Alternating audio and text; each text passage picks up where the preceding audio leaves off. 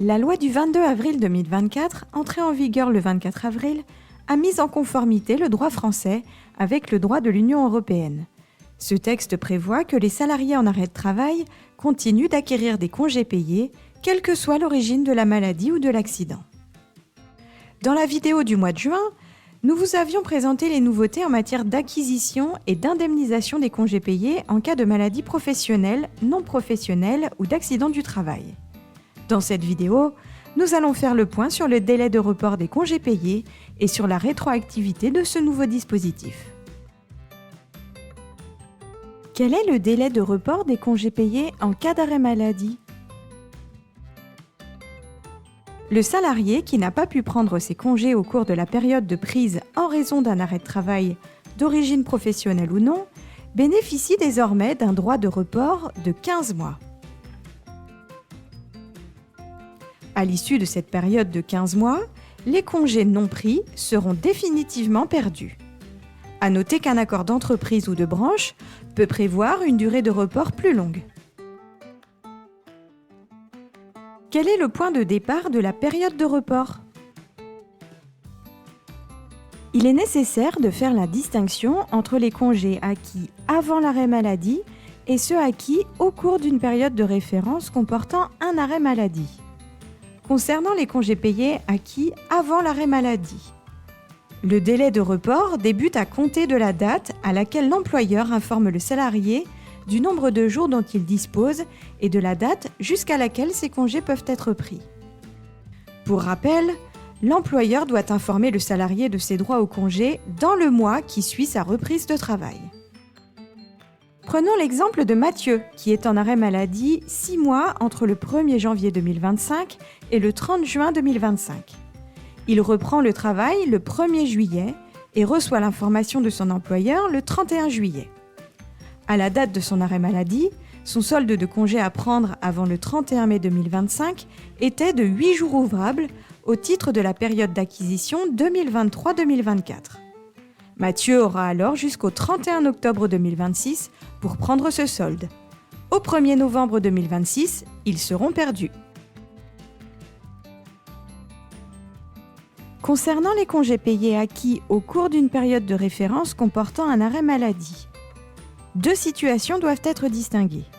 Si l'arrêt maladie dure moins d'1 an, alors le délai de report débute à compter de la date à laquelle l'employeur informe le salarié de ses droits au congé. Si l'arrêt maladie dure au moins 1 an et couvre toute la période de référence, alors le délai de report démarre le dernier jour de la période d'acquisition des congés. Prenons l'exemple de Lisa, qui est en arrêt de travail de longue durée du 1er janvier 2025 au 1er août 2026. Sur la période d'acquisition des congés payés entre le 1er juin 2024 et le 31 mai 2025, Lisa est absente moins d'1 an entre le 1er janvier 2025 et le 31 mai 2025. Le point de départ du report des congés acquis sur cette période débute lorsque Lisa reçoit l'information de son employeur le 1er août 2026. Elle dispose alors de 15 mois pour prendre ses congés 2025, soit jusqu'en novembre 2027. Sur la période d'acquisition des congés payés entre le 1er juin 2025 et le 31 mai 2026, Lisa est absente sur toute la période d'acquisition. Dans ce cas, le report de 15 mois débute à compter de la fin de la période d'acquisition, soit le 31 mai 2026. Elle aura donc jusqu'au 31 août 2027 pour prendre ses 24 jours de congé.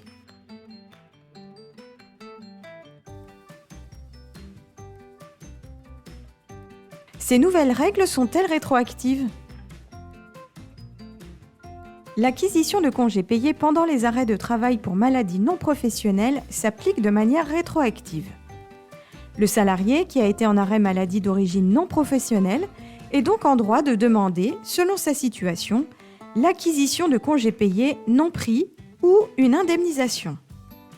Il convient de distinguer deux situations à la date de publication de la loi, soit le 24 avril 2024. Le salarié est toujours en poste dans l'entreprise.